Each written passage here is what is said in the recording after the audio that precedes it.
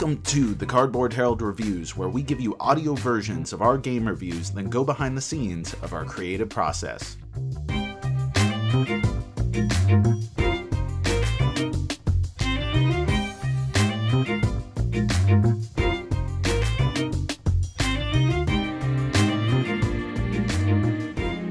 Imperial Settlers, designed by Ignacy Trzewiczek, published by Portal Games in 2014, 1 to 4 players, 45 to 90 minutes, review by Jack Eddy, originally published on the Cardboard Herald, November 29th, 2016. I was apprehensive about Imperial Settlers. While the cute cartoony artwork and reputation as a great asymmetric game drew me in, something about the vast array of cards in front of me made me wary. You see, I really love civilization builders, but I like the physicality of tokens, of real pieces representing my grand design. Somehow cards just, fell flat. Turns out, I'm just a big dummy. Imperial Settlers feels like a board game in spite of 95% of the action happening on cards. And more importantly, it's also one of the most fun civilization building games I've played in ages. Not so United Nations. To start out, each player chooses one of the 4 great and iconic nations: Japan, Rome, Egypt, and Barbary Coast, the United Barbarian Horde, UBH. Anyway, there are 4 different factions to choose from, each with its own deck of building cards and unique loadouts of resource production every turn. At the beginning of the game, the factions will closely resemble one another, but as their settlement expands, the asymmetry becomes much more apparent. Like all self-respecting board games, players gain resources to spend on things that let them gain more resources to hopefully get points, but Imperial Settlers does it with the satisfying Rube Goldberg-esque flair. As players alternate actions to build, resolve card effects, trade in resources, or raise, aka destroy, the cards in their own hands or even in their opponent's field, you get the sense that you are managing a vast contraption, with each step being won in a long sequence resulting in your victory. This is helped by the individual actions being relatively simple. Nothing comes at too high a cost. Nothing is out of reach. You will find yourself wishing you had more resources to do everything, but as long as you aren't greedy, you'll have what you need to do almost anything. New faction and common cards are drawn at the beginning of each round. Side note, for the love of God, use the common deck draft rules in the back of the rulebook. Once in play, each card is a building that either has an ongoing effect, grants the player an action they can use, or produces stuff, usually resources, points, or cards. The common cards have a wide variety of effects, while the faction cards tend to synergize with one another and steer a player towards the strength of their nation. As your nation becomes more expansive, you'll become much more selective and critical about what you want to build at any given moment, using the common buildings as a way to augment or enhance your faction's viable strategies. Most of the faction buildings require you to sacrifice a common building, which you've already put into play, so again, you are being selective about what part of your machine you are willing to trim. Some people just want to watch the world burn. Raising is one of the few but important nuggets of player interactivity in the game. Some buildings produce swords, which can be used to raise buildings to gain the rewards in the upper right of the card. With few exceptions, only common cards in your hand or your opponent's field can be raised. The cost to raise your own is cheap at only 1 sword, but inevitably you'll find yourself in a situation with 2 or more swords and your opponent's buildings will look a bit more tempting. Destroy the right building, and that perfectly syncopated chain of events your friend was following may prematurely collapse like oh so many dominoes. This may be overly harsh in what is otherwise a friendly engine-building Eurogame, but raising opponents is expensive and common buildings are never so vital that losing one is more than an annoyance. They even get to flip the card and use it to build one of their faction buildings, and adorably, they get 1 wood for their building getting destroyed, presumably from the wreckage. What's to love? What I really like about Imperial Settlers is that in spite of the well-defined actions, the path forward never quite feels obvious. Each round, save maybe the first, I feel like there are many branching opportunities that I won't see the full consequences of until I follow through. I love that. It adds mystery and suspense right up until the end. Speaking of well-defined factions, I like that the synergies make for broader rather than specific strategies. It leaves some room to mitigate luck by leaning into whatever you draw into. I also like the Spartan design. Wait, why aren't the Greeks a playable faction? In a tight 5 rounds with simple actions, it's easy to teach and understand the game so that everyone is ready to rock within the first handful of actions. Even the cards have a simplistic yet versatile design, begging you to indulge as you consume every part of the buffalo. Every faction building has a banner at the bottom allowing you to make a deal. Instead of building it, you can flip it around and tuck it under your player board with just the banner showing and begin producing those resources every turn. The Razor reward on common buildings is just as vital to your strategy as the effect of building it. Every card, whether it enters play or is used for some effect, has a value to you. It helps keep the deck small and manageable and reduces the risk of disappointment as you draw cards each turn. Room to grow. I should also mention that this game presents the opportunity for limited deck construction. The base set does not have extra cards, but there are a few expansions at this point that allow you to swap out cards to further define each faction's strategy.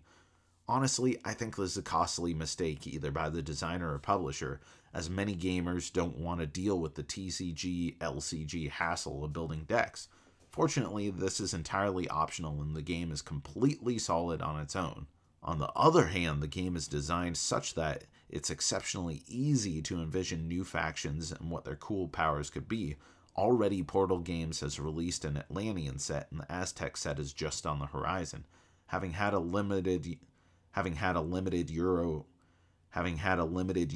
release at Essen's Spiel 2016, I don't want it to sound like there isn't more than enough in the base set, but the option to add new and interesting factions without upsetting the balance or the fundamental rules of the base game is exciting. Final thoughts. It's really a strange beast. For some, the limited player interactivity and luck of card draw may be a turnoff. For others, the looming threat of attack will be enough to avoid the game. But I feel like Imperial Settlers really threads the needle, making an engine-building Eurogame with just enough interactivity to make you care about what your opponent is doing, while softening the impact of each costly monkey wrench that they throw at you. Imperial Settlers is a civilization game with a smirk. From its cute characters to the secret box ninja, yeah, I found you, to the consolation wood you get when your neighbor blows up your building. The game oozes charm and levity rarely found in this genre. Best of all, you're rewarded for smart and strategic play, but the path to victory never feels too obvious. I really like Imperial Settlers. In spite of its entire dependence on cards, it really feels like you are building a vast and powerful empire in a short amount of time, and for that, I highly recommend you check it out.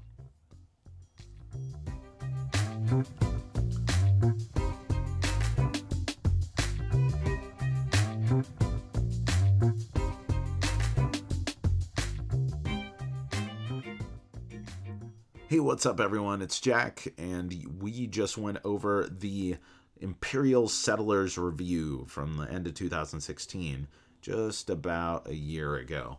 So this is kind of crazy to go back to because I still really like this game and I still really like this review. I don't have much to say about it other than while reading it, I had to fix a couple things in post. Not only were there little things that felt like grammatical errors, but there were also things that reading aloud were really hard to say, particularly the line Rube Goldbergian flair.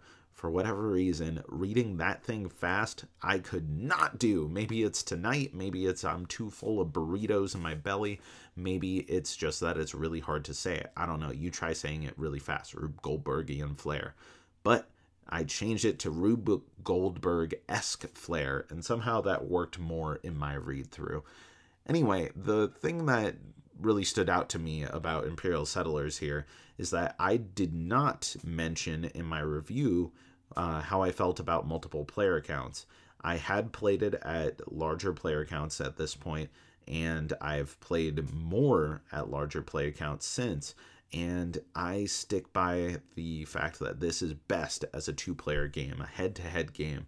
At larger player counts, there's just nothing to do on opponents' turns, and so you're just waiting for your turn to come around, and it feels like more waiting than the game really deserves. It's best as a lightweight, I do this, you do that, I do this, you do that style of game. Great couples game. It gives you just enough player interactivity to have a little friendly nudging here and there while still not burning any bridges, even if you're raising their buildings. But it is a very approachable, friendly, and silly game overall. I don't think that it deserves the I guess hour and a half plus time that having a 3 or 4 player count could be. That having a higher player count could entail. Now, the other thing that I think I should mention is that I've played one of the expansions since. I haven't played the Aztec one, but the Atlanteans expansion is very cool and something that you should check out. I'm surprised I didn't do a review on that, but you know, there's only so much time for these things. And the Atlantean expansion is all about really chaining your buildings together. You get these special tokens that allow you to take double actions or make buildings more powerful, or whenever you resolve the action on your building, you get points out of it. It just becomes this incredible machine of churning out points. It's unlike any of the other factions, and I find that when I play it, it's either immensely successful or fails miserably. But either way, it is very fun to play, and it's a cool little expansion that adds a few other cards that can be used by each of the other decks as well. So they have access to some of the Atlantean technology that the Atlanteans have. Other than that, I don't know that I have much to add. We still play the game. We still like the game. My opinion hasn't changed. There have been...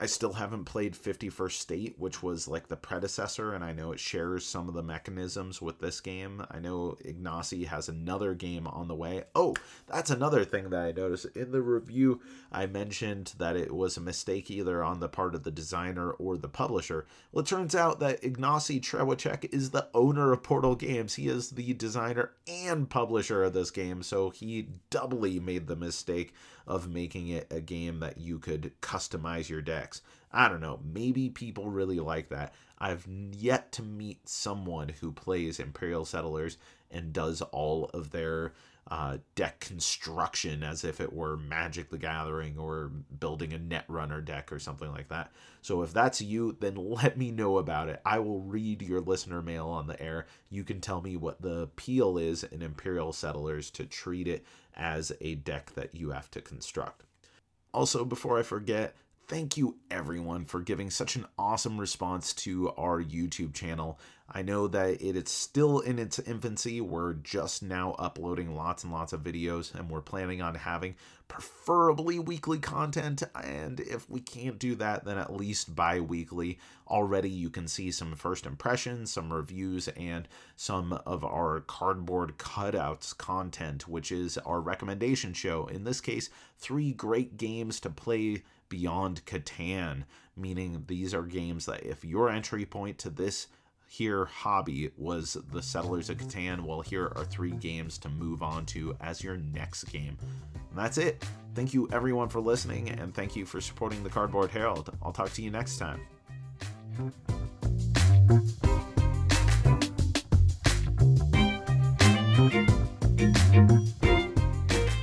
As always, the Cardboard Herald is a completely free service focused on spotlighting games, gamers, and game creators. You can find all of our podcasts, including the Cardboard Herald and TCbH reviews, on iTunes, Stitcher, and our website. For more recommendations and reviews, you can also head over to our YouTube channel. We do not pay to advertise the show, so please continue spreading the word, following, liking, rating, and doing all the social media things. It truly does help us out a ton. If you'd like to drop us a line and maybe have your listener mail read on air, find us on Twitter @CardboardHerald, or send us an email to cardboardherald@gmail.com, or click the contact link on our page. Once again, thank you for listening. I've been Jack for the Cardboard Herald, and you keep on gaming.